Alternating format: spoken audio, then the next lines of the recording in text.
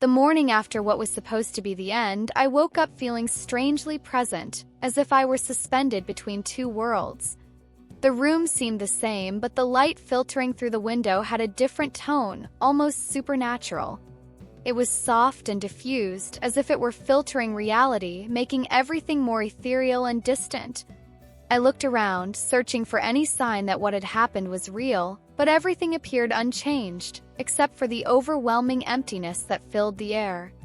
I looked at my hands, expecting them to fade away, but they were as solid as ever, anchoring me to a reality I had tried to escape. Texture of the sheets on my legs felt heavier, as if they were holding me down, preventing me from rising to face the world.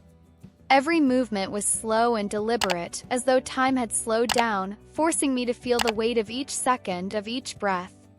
I got up, following the routine I knew so well, but every step seemed laden with a strange density, a sense of disconnection I couldn't explain. Kitchen, with its familiar cabinets and the smell of coffee that used to comfort me, now felt like a scene from a distant dream, a memory of a life I could no longer touch. I opened the refrigerator and stared at its contents indifferently, as if the items inside no longer mattered. I grabbed the eggs and butter and started making breakfast, not out of hunger but out of habit. Cooking eggs was a routine that connected me to the start of the day, but that morning the smell rising from the pan brought no comfort. Instead, every motion felt hollow, as if I were playing a part that had lost all meaning. It was as if I was trying to convince myself I still belonged to that life, even though I knew deep down that this was no longer true. The bacon and cheese sandwich, which had once been my favorite, tasted of nothing. I bit into the toast, hoping the taste would pull me back into reality, but everything felt bland, lifeless. Texture, which used to give me pleasure, was now just a mass without meaning, a shadow of what it once was.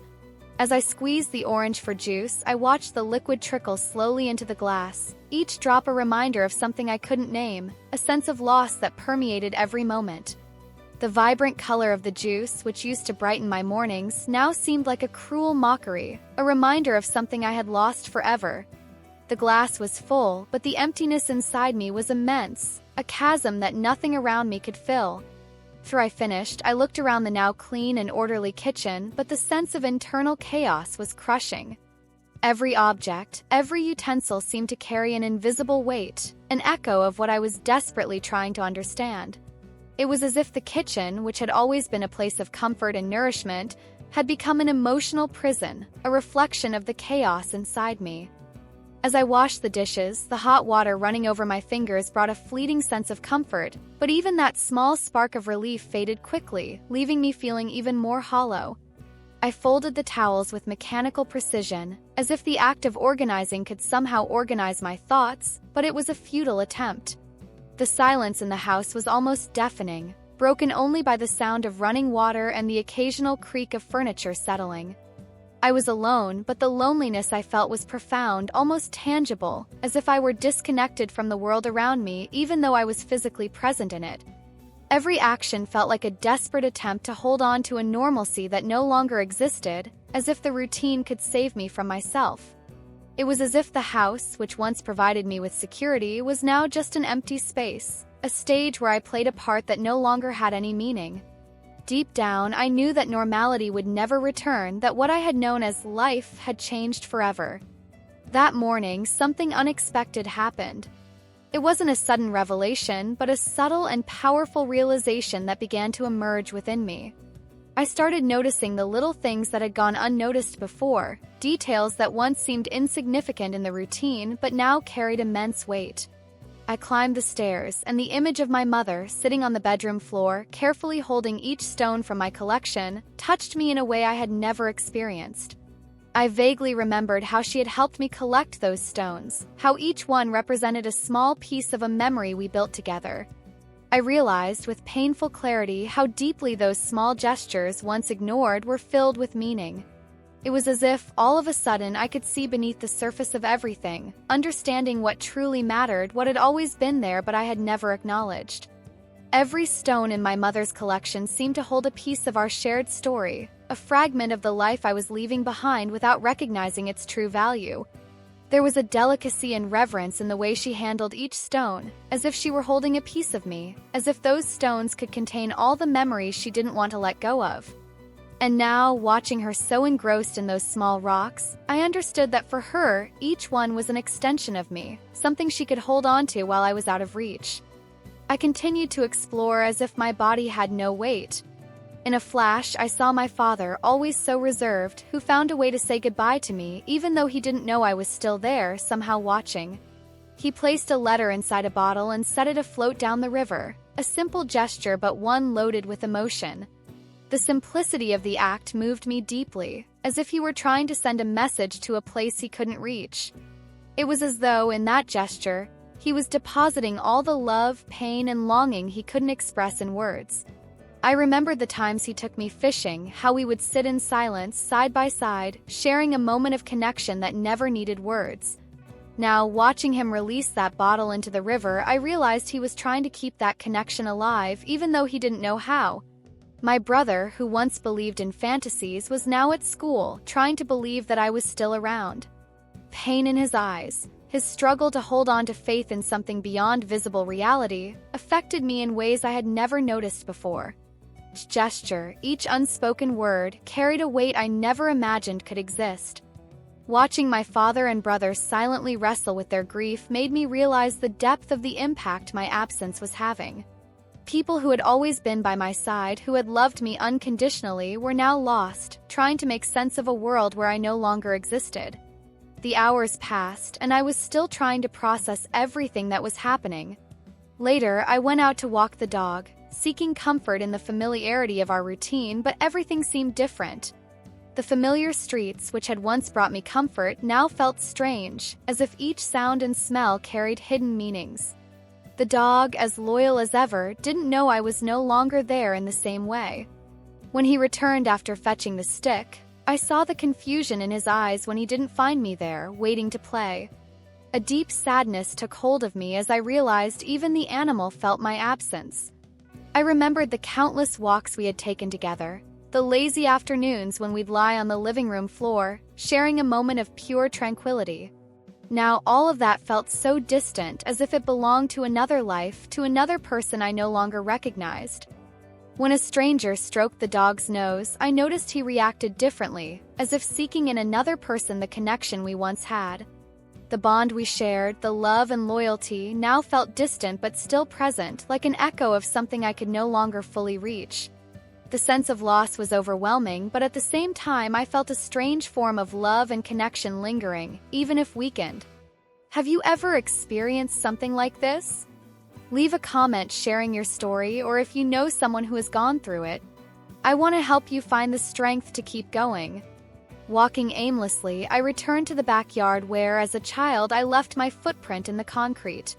Time had already begun to erase that mark, just like so many other things I thought were permanent. I picked a few leaves, pulled up weeds, trying to find purpose in simple gestures, but everything felt insignificant in the face of what had happened. That backyard, which once seemed so vast, now felt small, almost suffocating, as if it were trapping me in a memory I couldn't leave behind. I peeked through the window of a neighboring house and saw an elderly woman reading the newspaper, her face filled with shock and sadness as she read about my passing.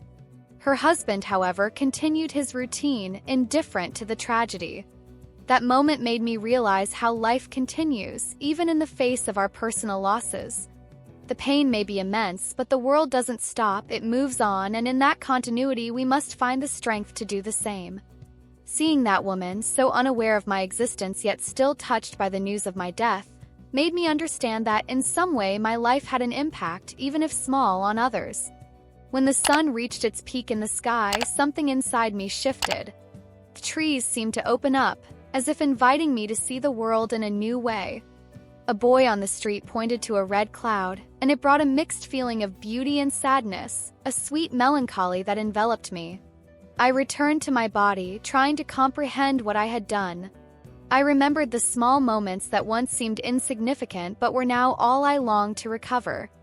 I thought about the fruits I liked, the stones I collected, the river where I spent so many afternoons watching the water flow, as if it could carry me to a safer place. I thought about sunsets, playing with my dog, visiting the beach where the sound of the waves always brought me peace. Each of those moments now felt distant and unreachable, as if they belonged to another life. I desperately tried to undo what I had done, but it was too late. Reality was harsh and inescapable, a wall I couldn't climb or get around. There was a sense that life had slipped through my fingers, an understanding that was almost unbearable. Over time, I began to realize that life, even with all its imperfections, has a unique beauty we often overlook. In that moment of clarity, I understood that what seemed like the end was, in fact, the beginning of a new way of seeing the world.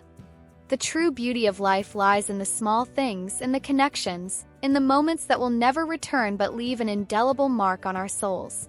If I had a second chance, I would cherish every moment with all my strength, seeing the value in what once seemed trivial. I painfully realized that life is fleeting, and each moment, no matter how small, has an immeasurable value. We're reaching a crucial point in the story, but before we continue, if this video is helping you reflect, leave a like. It's important for YouTube to keep showing our content so we can help more people. However, the anguish of knowing I couldn't turn back was overwhelming, a weight that grew heavier with every second. Regret crept into every thought, like a shadow that couldn't be dispelled. I thought about the conversations I never had, the words I never said, the opportunities one missed. Every detail seemed to torment me, as if the universe was forcing me to face each mistake, each neglect. The nights I could have looked up at the stars, the smiles I didn't give, the hugs that could never be repeated, all those moments now appeared before me as a collection of regrets I never imagined I'd face. All of this now weighed on me, a burden I never thought I'd carry, but it was now mine to bear. With every passing second, the weight of what I had done seemed to grow, crushing me from the inside out, as if the very essence of my being was shattering under the burden of regret. I revisited the places that had been part of my history, as if on a personal pilgrimage in search of answers I didn't know if I could find. Every corner of the city seemed loaded with memories, as if each stone, each tree, each street was waiting to tell me something about myself. I passed the school where I learned to read, the streets where I rode my bike as a child, the park where I used to sit under the same tree to read and dream. Each place seemed to hold a piece of my essence, pieces I didn't know were missing. Park's tree, its leaves swaying gently in the wind, seemed to whisper ancient secrets, memories I had forgotten. I sat there for a long time, allowing each memory to surface, each one a piece of who I had been, of who I was. Later, I returned again to the house where I grew up, a place I had always considered a safe haven, but now it seemed like a museum of past memories.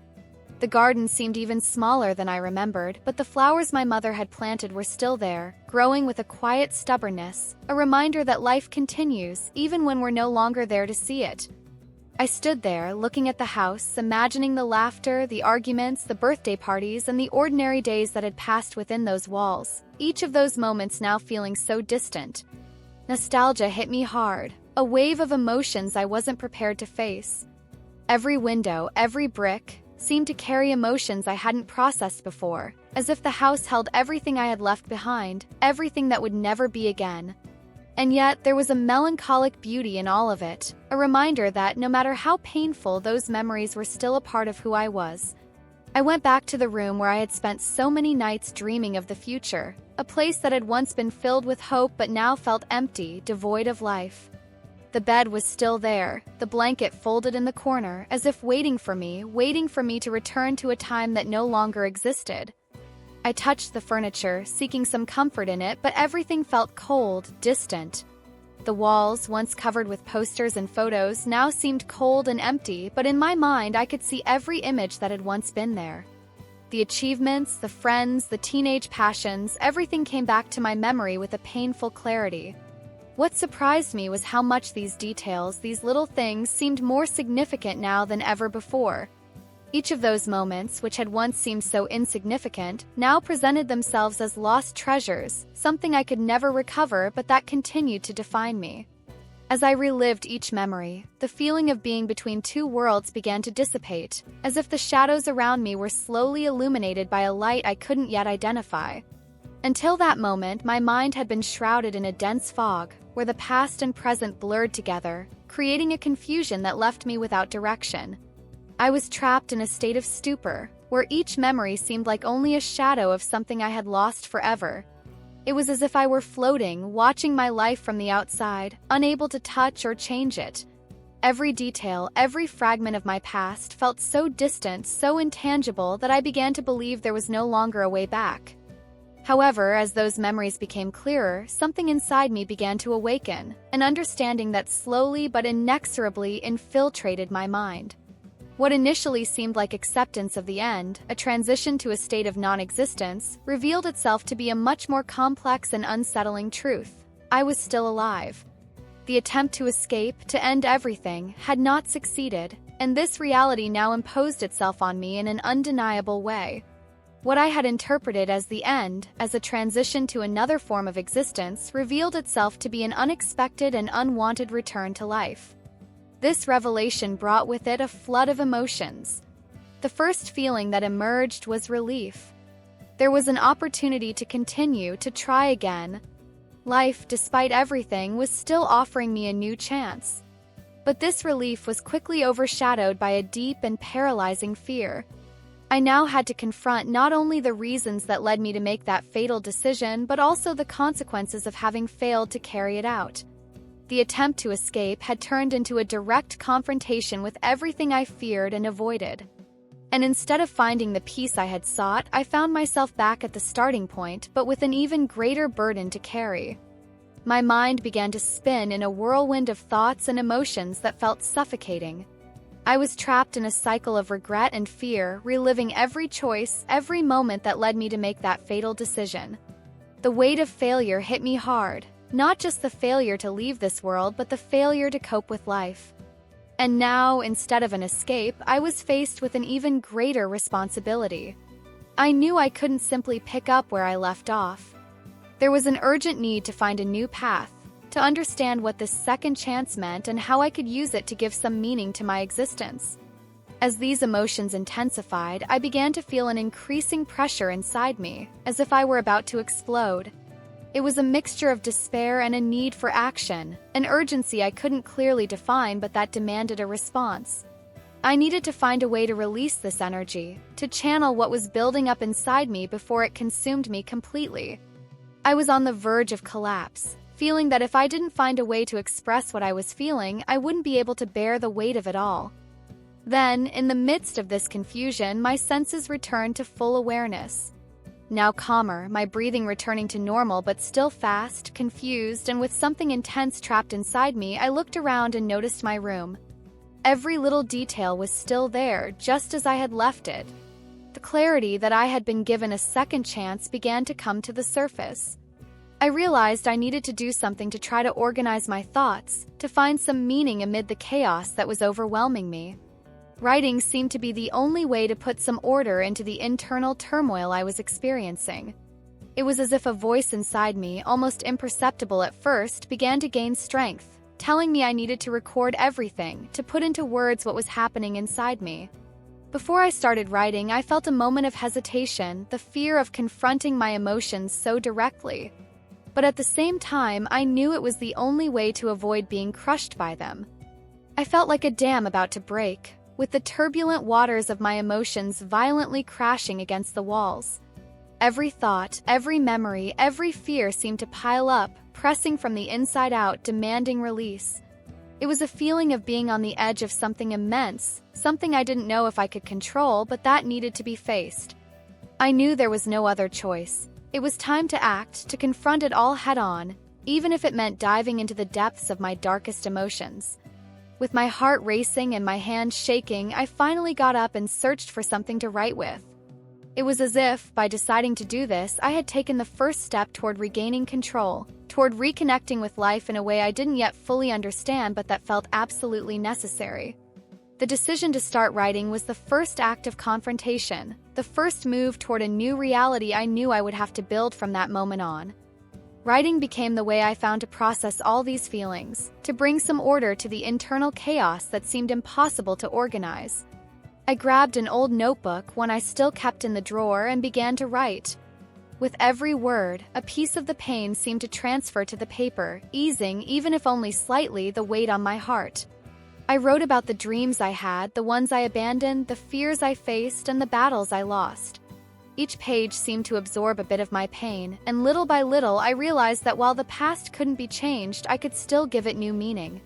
The words flowed like a river, and in every sentence I found a part of myself that had been forgotten or lost. Writing became a bridge to my past, allowing me to revisit each moment and give it new significance. This writing became not just a form of healing but also a means of communication. Through it, I began to reconnect with the world, to understand that despite everything, there was still something worth living for. As I reread my words, I realized that between the lines lay the key to a new life. The experiences that had once been my downfall could now become my strength. And so, writing not only allowed me to process the pain, but also helped me find a new purpose. I decided it was time to share my story with the world, hoping that my words could touch other lives, that my experience could help someone find their way back to the light. Did you know that writing can be a powerful tool for healing? Leave a comment if you've ever used writing to process feelings or if you'd like to try it. Let's talk about it. Writing became a habit for me, a bridge to understanding every emotion I felt, to the value of every second of life, to the love of every person around me. This culminated in the publication of a book about my experience. Publishing the book was an act of courage, but also of hope. The first reactions were of surprise, both from acquaintances and strangers. However, soon messages of support began to arrive from people who had found comfort in my words. One of those messages in particular touched me deeply. A woman wrote to me saying that after reading the book, she found the strength to seek help, something she had been putting off for years. I realized that, in some way, my story was connecting with others and that my suffering, when shared, was helping to alleviate the suffering of others. This gave me a new perspective on the power of words and how they can become a source of healing, both for those who write and those who read. From that moment on, my life took a new direction. I began to be invited to interviews, events, and talks. Each new experience was an opportunity to expand my message, to reach more people. First, the idea of exposing myself publicly made me nervous, but as stories of overcoming reached me, I realized that this was exactly what I needed to do. During one of those interviews, live on a radio show, a listener called in. With a trembling voice, she said she was on the brink of despair, but that my story gave her hope. This was the confirmation that I was on the right path. Over time, I started organizing support groups, both in person and online, where people in similar situations could share their stories and find comfort in one another. These groups became an essential part of my journey. Not only did they provide a safe space for others to express their emotions, but they also gave me a sense of purpose and connection. Each session was a new opportunity to witness the transformative power of empathy and mutual support. Through these interactions, I learned as much as I taught, and each meeting reinforced my belief in the power of community. During this time, I also delved deeper into self-care practices, something I had neglected before.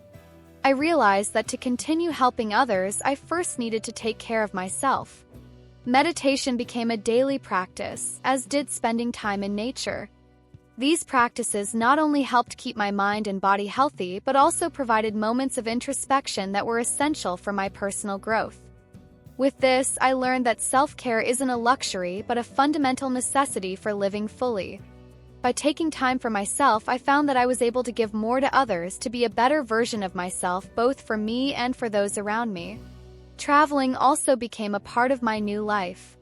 Attending conferences and workshops in different cities and countries allowed me to expand my network and learn from the experiences of others. Each trip was a new opportunity for growth, and every person I met brought with them a new perspective, a new lesson.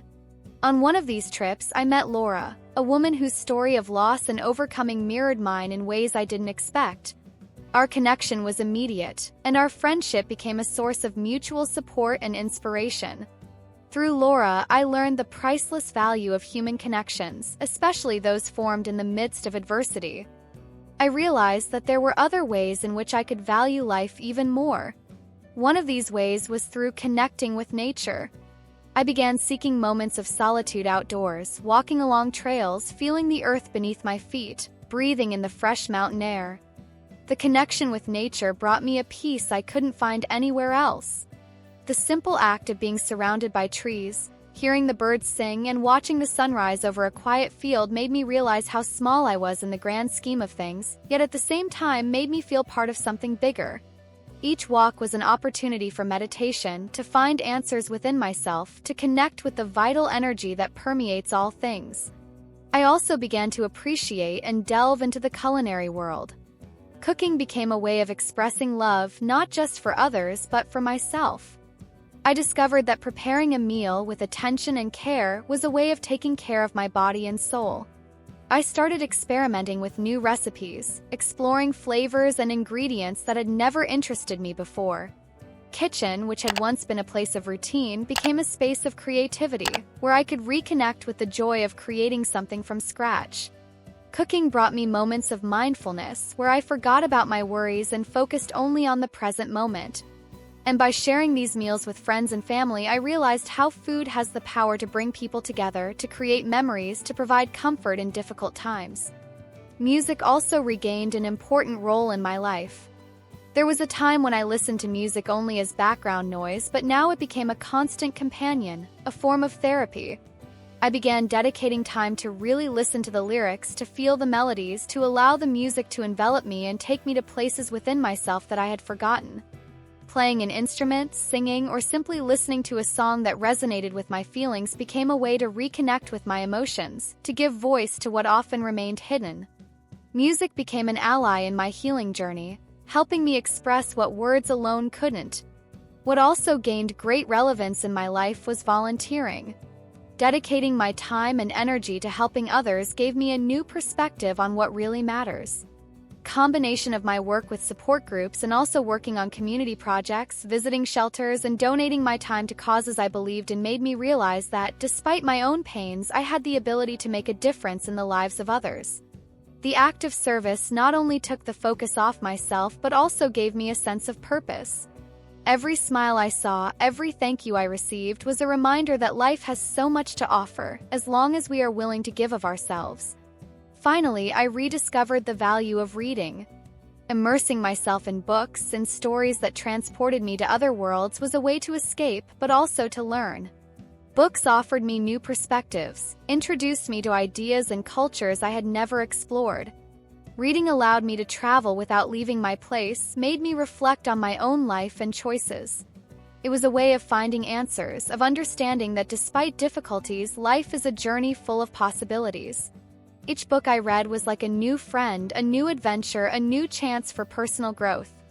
Parallel to all this change in life, I continued writing.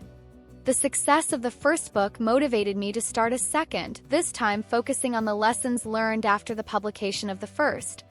This new project wasn't just a continuation of my story, but a deeper exploration of how adversities can transform us in unexpected ways. Working on this second book brought new challenges, but also new discoveries about myself and life. Writing became not just a tool for self-expression, but also a process of continuous self-discovery. Every new page written was a journey in itself, a dive into parts of me that I hadn't yet fully explored. These practices, each in their own way, helped me value life more.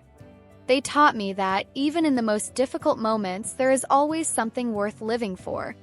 Life, with all its pains and challenges, is also full of beauty, joy, and moments that, if we allow ourselves, can transform and strengthen us. And it was through these small changes, these new habits, that I found my way back to myself, to the person I was meant to be. If you are reading this and feel lost, hopeless, know that there is always a way out. Sometimes the first step is the hardest, but it is essential to start the change. Sharing my story showed me that vulnerability can be a source of strength and that through it we can connect with others in deep and transformative ways. Life, despite its challenges, is a precious gift, and every new day is an opportunity to begin again. Don't delay the restart. If there is something you need to do to reconnect with life, do it now. And so, what began as the day after I tried to take my own life became the first day of a new existence. A life marked by resilience, gratitude, and the desire to help others.